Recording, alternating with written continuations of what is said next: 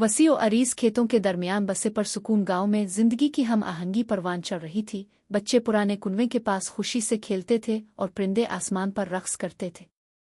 कच्चे के मामूली मकानों में एक मस्जिद खड़ी थी जिसका फजल वक्त के साथ साथ कायम रहा। देहाती अपने अजीब और गरीब वजूद से सरशार अपने रोज़मर्रा के कामों को आगे बढ़ाते थे। हामिद साफ सुथरा दाढ़ी और सादा सफ़ेद शलवार कमीज में मलबूस एक आजिज रूह अपने कंधे पर कुल्हाड़ी लिए घने जंगल की तरफ रवाना हुआ।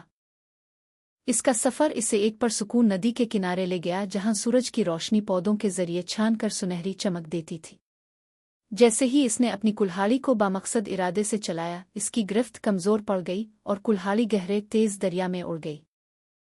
उम्मीद भरे ईमान के साथ हामिद ने दरिया के किनारे घुटने टेक दिए, दुआ में हाथ उठाए। इसकी आंखें अल्लाह पर भरोसे से भरी हुई थीं।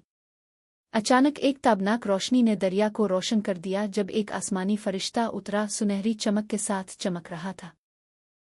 फरिश्ते ने हामिद को एक शानदार सुनहरी कुल्हाड़ी पेश की, लेकिन हामिद ने लालच से ज्यादा सच्चाई की कदर करते हुए मामूली से इनकार कर दिया।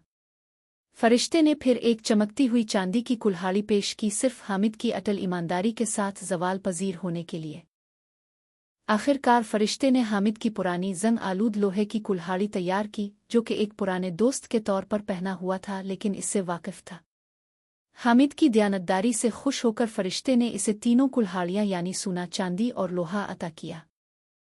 इसी दौरान करीम नामी पड़ोसी ने देखा, इसका दिल हसद से दागदार हो गया। अपने फ़ायदे की मंसूबा बंदी करते हुए इसने अपनी बिल्कुल नई कुल्हाड़ी दरिया में फेंक दी। इसकी आंखों में एतमाद जल गया।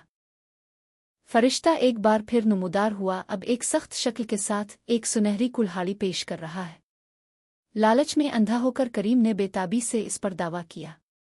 ताहम फरिश्ते ने अपना हाथ उठाकर नाराज़गी का इजहार किया, करीम को शर्मिंदा और खाली हाथ छोड़ दिया। गांव के अंदर हामिद गांव वालों के दरमियान खड़ा था। इसकी ईमानदारी से मालामाल था, इसकी मुस्कुराहट इसकी खूबी का सबूत थी। करीम ताहम साए में लेट गया, रंजीदा और अजाब एक सबक सीखा।